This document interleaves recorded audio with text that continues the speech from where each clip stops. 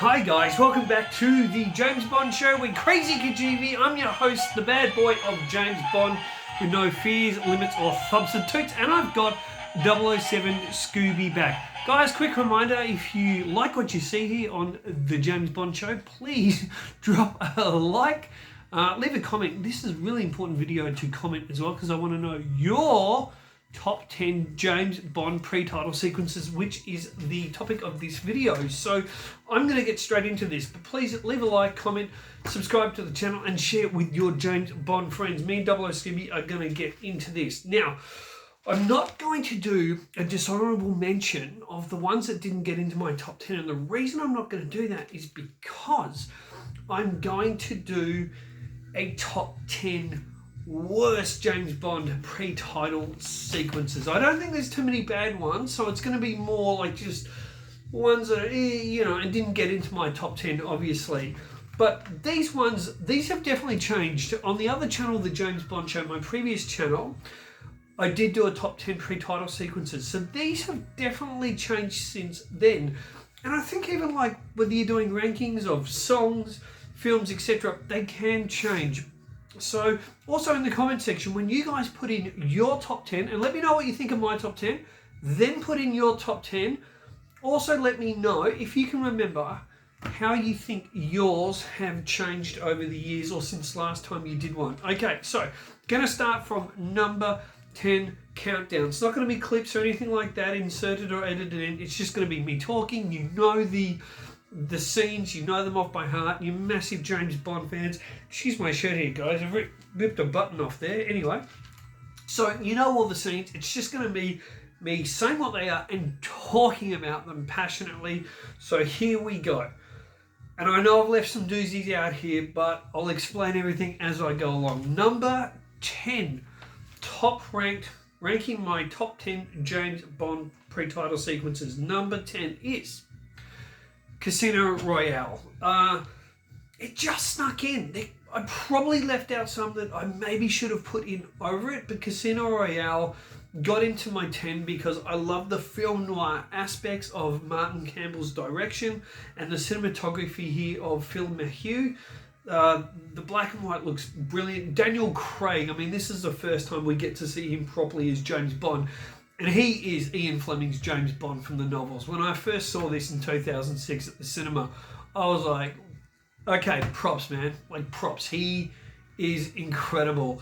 They did cut the pre-title sequence down. It was supposed to be a lot longer. I think they did the right thing by cutting it down because it was in Pakistan, and the money they wasted filming a cricket scene, getting all these extras, etc., and then they cut it out. But I think they made the right choice by cutting it out.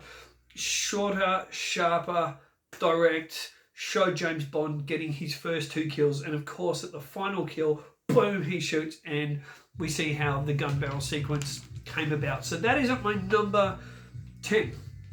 Number 9. Now, I know a lot of people love this one, but I think it's because of the dull cinematography, the bit of the color desaturation. It's not quite top 5, top 6 for me, but The World Is Not Enough at number 9.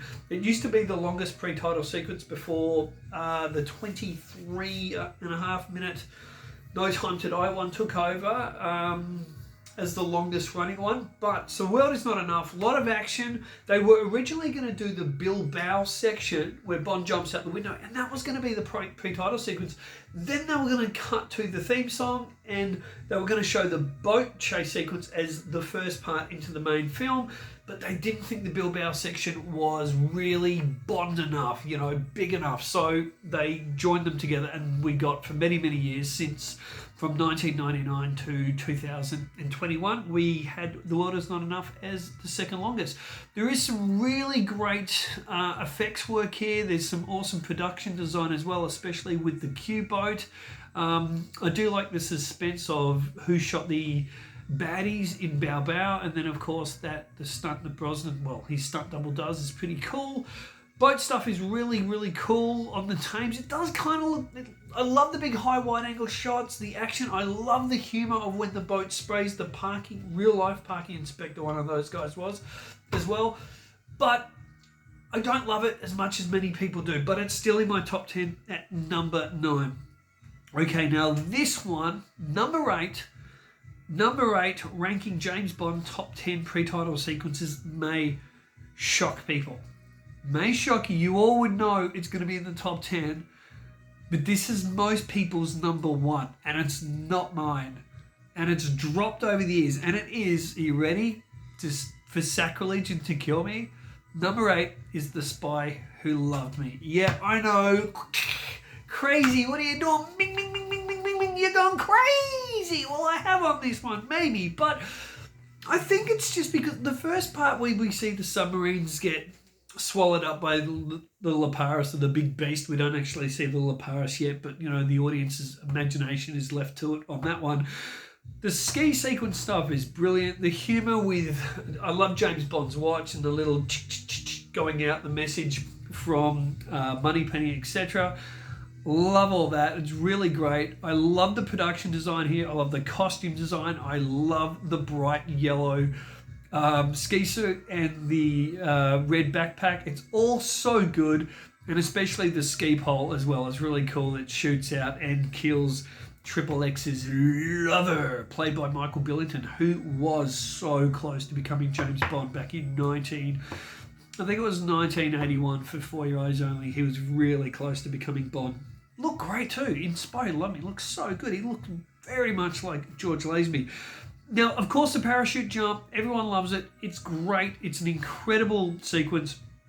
But part of this pre-title sequence to me gets a little bit ruined by the really badly inserted rear projection of Roger Moore when he's on skis. Everything that's shot for real, incredible. I think this would still be in my top 3 if it wasn't put off so much by the rear projection. But other than that, it's really, really great. It is fantastic. I recognise why so many people have it as their number 1, but it's just dropped down for me. Okay, my number 7. My number 7 is very close to The Spy Who Loved Me, is Moonraker. James Bond jumping out the aeroplane. But before I get to that, I love the sequence where the Moonraker shuttle is actually stolen. I really, really love that. It doesn't make sense in the context of the film, and the British don't even have a space program, but it's the model miniatures by Derek Meddings and his Merry Men is just so good, so iconic, so awesome. Love it.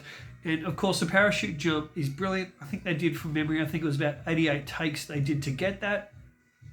But the problem here for me is the horrible, horrible insertion back and forward of probably a, if lucky, 6-foot stuntman or 5'11" stuntman with clearly an orange and some foil in his mouth, and he's not Richard Kiel. And then they cut to Richard Kiel in the most horrible, obvious way.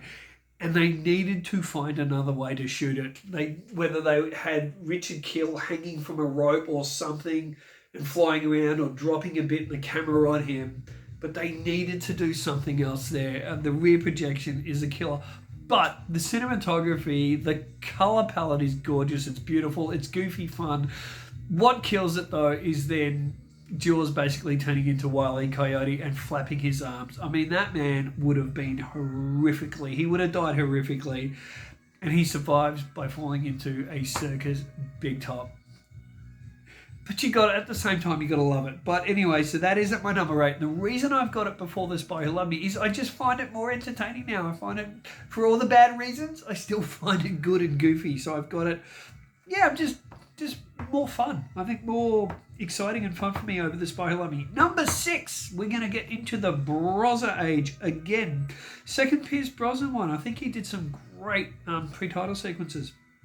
Number 6 is Tomorrow Never Dies. When I saw this at the cinema, loved it. James Bond has to get this this nuclear bomb attached to an aeroplane. He has to get it out of there because there's missiles coming in that are shot by the British. They're coming in to destroy this Russians arms bazaar, and Bond has to escape with it. And Pierce Brosnan is at his shizzle, manizzle, rizzle dizzle, super cool here. He is really, really cool, polished, calm and collected. Probably a little bit too calm, but he's really good. The suspense and the way this is directed and the way it's edited is so good with those missiles coming in, the timing, the countdown, and you've also got M, played by Judi Dench, doing that great line about, I don't think you've got the balls for this job, and she comes out with that line saying, well, the advantage is I don't have to think with them all the time. And I saw this movie, I saw it a couple of times at the cinema, but I actually saw it with my mum and my sister, and I think the second or first time I saw it with them. And my mum and everyone I remember so much so, mum laughed her head off at that bit. We all had a good chuckle. It's just, it is so cool. And it's got kind of different sequences involved as well. And then Bond eventually steals the plane, gets out with the plane, and parachutes the guy up into the other plane. Completely bonkers nuts, but gotta love it. It looks great. It's awesome. Number 5. I love this one because it's one of the rare James Bond pre-title sequences that is a mini movie in itself almost. Goldfinger. It's simple, it's easy, starts off with the pigeon on top of his head. I always get it wrong. Is it a seagull or a pinion? I'm sure someone will correct me in the comments below. But it's so goofy and it's so fun. Bond comes up with now I'm just going to call it a duck, all right? A duck on his head. Maybe it is a duck. Oh, somebody stepped on a duck. Anyway, comes up out of the water, gets over, kicks the guard in the face. Looks brutal when Bond kicks that guard in the face too. Goes in, sets a timer bomb, and blows it all up as he's looking really, and I'm not gay, but he's looking sexy and hot in his white tuxedo with his stunning Rolex watch, and blows the Scheisenhausen out of the baddies, and they will not be selling heroin-flavoured bananas anymore. And then he goes in and has the fight with the baddie, which I think is supposed to be a Cuban baddie or something. He attacks Bond from behind. Bond sees the image of him in the girlie's eye, played by Naja Regan, and he chucks him into the bath and then pooh, puts in the, hot heater or something, and electrocutes him. And he comes out with that great line. Shocking. Positively shocking. Fantastic. It shows you that a Bond pre-title sequence doesn't have to be big budget. It can be lower budget, and it just has to be clever, funny, and I love it when they're not part of the actual story. So that is my number 5, Goldfinger. Getting into the top 4. This is one that I saw at the cinema, number 4, saw it at the cinema 6 times. Loved it. Still to this day, I love this pre-title sequence, GoldenEye. The damn jump is absolutely incredible. I think it's probably lost a little bit of its danger and incredibleness now, knowing that people can actually jump off that dam. You can go and do it. Obviously, it's arranged a bit differently, and it's all safely through a bungee jump company, which I think is marvellous and great, and I'd love to do that one day. So it takes away a little bit of the danger, I think, and the intrigue of that. The way it's filmed, again, by Martin Campbell, who's second unit, it's just absolutely stunning. Looks amazing. The tension's incredible. I know it doesn't quite make sense when Bond's going down and down and down, and then later on he's at the top of a mountain. But hey, it's a Bond film, so who cares? Brosnan looks great. I mean, it's ridiculous. He's hanging there. How did he get so smoothly down into the toilet? But again, you just throw that away and you enjoy it. And for me, this is easily Pierce Brosnan's best pre-title sequence, and it's one of the best pre-title sequences of all time. And I think it's in most people's, I'm just going to rub my nose here, guys, sorry. I think it's actually in most people's, at least probably most people's top 5s, often top 3. Great pre-title sequence. Okay, we're into number 3, the top 3. Number 3 is Timothy Dalton's introduction as James Bond, The Living Daylights. This is fantastic. You don't know where they are at the start of it. You think they're up in that building on the Rock of Gibraltar. Turns out the 00 agents are up there in, I think it's a Hercules plane. And they parachute out. One looks like Lazenby, one looks like Roger Moore. We see those guys get taken out of the game. One actually gets killed. And then we see Dalton in that stunning reveal of Tim Dalton. Looks so cool, so badass. John Barry's music kicks in. Last score John Barry did, so last score for a pre-title sequence of a Bond film that John Barry did. And Dalton is like basically doing, I think, about 85% of his own stunts here. He's on top of that Range Rover as it's flying down the hill. goes off the cliff, he parachutes out, the Range Rover blows up, and he's on the top of the yacht with that hottie in there, and he's going to give her a couple of hours rogering before he gets back to the base. The music's great, the sound's great, the colour palette is beautiful. Love it. That's why it's in my top 3. And the main reason it's in my top 3 is I can watch it over and over, and I never get sick of it. I just love it. Okay, my number 2, and I think this is such an underrated pre-title sequence. I love this. The little man's sleepy, isn't he? I'll wake him up a little bit. Come on, Bubba. You got to get up a bit. He wants a scratch on the belly now. Okay, so number 2, so much fun, so much action. Roger Moore back again at his best in Octopussy. And I find this one so much more exciting than any other Roger Moore pre-title sequence, and basically over nearly every other, except for the number 1 spot, over every other James Bond pre-title sequence. Octopussy is just bloody incredible. The music, the sound, it's all there. The performances by Roger Moore, the humour, you're a Toro too, sets it up beautifully, what he's doing, and he's really doing a spy job. And again, we assume this is like he's supposed to be in Cuba, and he goes in. It's funny, the 2 James Bond pre-title sequences that are like mini movies unto themselves and have nothing to do with the main plot, I think are both supposed to be in Cuba. So he goes in and he sets the bomb up. He gets caught, which is all ridiculous. I mean, why have you got guards guarding him? He's not even handcuffed, and they've got parachutes on the back. Come on. Anyway, it's all nuts, but it's so good. And once Bond escapes and he gets into the horse's cart, and the sound of the horse, or however you do the sound of the horse's ass comes up, and you see the plane come out, the little mini jump jet flown by Corky Fornoff. Incredible. And then the Cubans fire off a heat-seeking missile that chases him. It is so good. Now, guys, if you haven't watched it in a while, go back and watch the Octopussy pre-title sequence. And if you're going to try and get someone into James Bond, and they're over at your place, or you're just sending them a clip off YouTube, show them the Octopussy, the Octopussy pre-title sequence. It is just so much fun. I love it. That's why I'm laughing and smiling about it, because I actually watched it just a couple of days ago. And yeah, I love it so much. The model miniature work, the visual effect work and everything is really good. Yes, there's a bit of dodgy, again, weird projection, but it works with this. And the funny thing is, the line where Roger Moore, James Bond, says, "Fill her up, please," John Glenn he had actually cut that out. But when he went away with his family for a weekend or something, they went in to watch a movie, they saw the trailer of Octopussy came on, and that line was on, and it got massive laughs from the audience.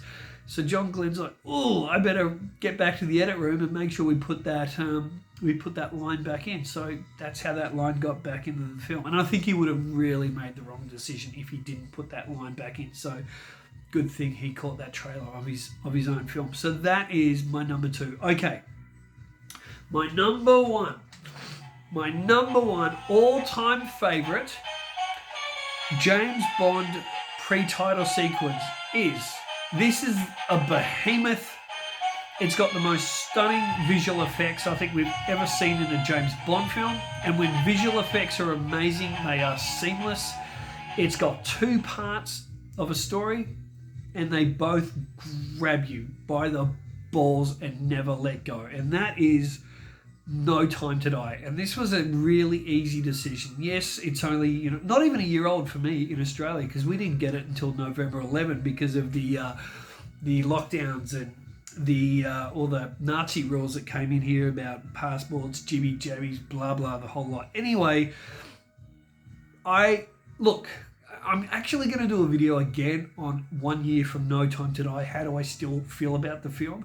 And yeah, I know it's ironic, isn't it? The guy that was really critical of what I heard they were doing with the film, and I'm still critical of those points, and I was right about all those points as well on my predictions, which 99% of came true.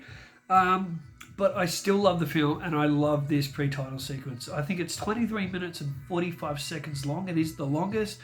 But every second of this grabs me in. From the opening part where we see Safin walking through the snow, the costume design, the way he's dressed is so iconic now. I mean, it's only a year old and it looks so bloody good with the no mask and the costume. You see young Madeline. It's great to see that little bit of Spectre now put into this film, into No Time to Die. I absolutely love it.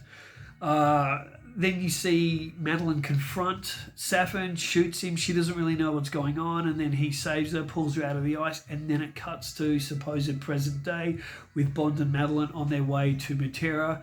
And it shows their relationship in a cool, bit of romantic, whimsical way. And you can see they're like a real couple. They're kind of almost quarreling a little bit. Then they go and make love, blah, blah, blah.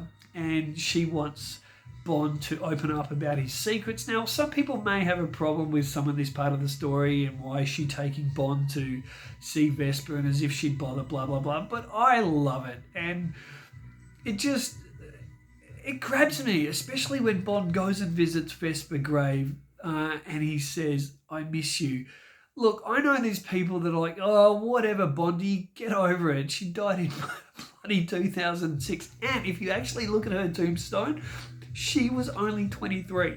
Now, his Bond was 37 when he shot it, and she was 23. Massive age difference. He only knew her for like a week or 2 weeks, and he falls in love, and he's still not over her. So I get it. I get why people have a problem with it. But if you can push that out and see the romance of it, and I think it's Daniel Craig's performance. His performance in this pre-title sequence, especially at that gravestone, is it's beautiful. He gives a great performance here. I'm not a fan of the costumes. I don't know what was happening with the costumes for James Bond, especially I think it's a Mossimo outfit he's wearing, and it's just, or Massimo, however you pronounce it. That's not my thing. Everyone knows that. But Massimo outfit or whatever. Yeah, I don't know. It just really, I don't know. It's like he should be maybe wearing that more if he's in a desert, but not kind of in Matera. And the CGI and everything is so seamless here. And the bridge and all that actually wasn't in Matera. That was in a different section. I think about 20 minutes away from that area. So they did it all together seamlessly. And the suspense is incredible. I love Primo. The whole eyeball is brilliant. And when Bond knocks it out of his head, I would have liked the bike stunts to go a bit longer, and I thought they were going to, but everything's so taut and tight. And one thing I have to say is the sound design, especially when the gravestone, when all that gravestone tomb area blows up, the sound design on that, if you didn't know it was coming in the cinema, it would have blown your ears off, pumped your heart out of your chest, and scared the crap out of you. I did know it was coming, but it still got me. And my first time I watched it on opening day, and yes, I got in without a jibby-jabby passport. Hey, I'm mini James Bond here, baby. Of course I'm going to get in. Fake vaccine passports for the people that created them. You are a legend. So, yep, I got in. It was great. And I went and saw it twice at Gold Class, and it was really, really good. As if they were going to keep me from seeing this film on opening day. So I loved it. Loved the sound design, the characters. I actually loved the costume design for Primo and that weird shirt he was wearing, but it looked so cool. The score by Hans Zimmer for this pre-title sequence was amazing too. I've also done an entire review video on this channel just on the pre-title sequence. I will one day do a dissecting the directing of it. I probably will do that in the next fortnight, and I'll have to do it in 2 parts because it's just so big and long. So I'll do that in like something else. But I'm crazy. But yeah, so I'll do that in 2 parts. For sure, guys, and people have asked me to do that one as well, so it will be upcoming. But yeah, No Time to Die is my number one pre-title sequence. And when I wish the Aston Martin stuff, it's so tight and awesome, but I wish that was extended. I wanted to see a bit more of that as well, but it was so exciting. And then Bond puts her on the train, and I'm gonna be honest, I love this film because I'm a sucker for love. I'm a sucker for the tough guy here at James Bond, the James Bond show, who takes no BS. He's actually a real big softie, big sookie, and I loved it. I love the romance of it. And she's like, so this is it, and he's like, this is it. And I was like, I was like a sook. And then she gets on the train, and I noticed straight away she grabbed her stomach. Oh, yep, you're pregnant. I knew it. Another one to Krazy Kajeevie. So, yeah, I love it, guys. I've probably stop waffling on now. I love it. I love it. I love it. I'd love to know where No Time to Die, even if you don't like the film, do you have that in your, at least your top 3 or your top 5? Let me know what you guys think in the comment section below. Please, more important than anything, guys, it takes you half a second to drop a like on the video. Please do that. Supports the channel. And I love you guys. Honestly, you guys, I don't have a whole bunch of subs because I had to restart my channel. But you guys are real, you're genuine, you care about James Bond, you care about this channel. You are not wokies, you are my Kajeevies, you are unwokified, you're not into the wokey crap and the political correctness, you love real James Bond. And seriously, I do this channel because of you guys, and the subs are building up now. Yeah, so I really appreciate it. Thank you so much, guys. Hope you've enjoyed this video. Until next time, keep on bonding and say hi to your mum for me. And Scooby and I, we're out of here. See you guys. Go on, Scoobs. Let's go. Bungee jump. I dare you to. Scooby's going to bungee jump, guys. Come on. Bungee jump.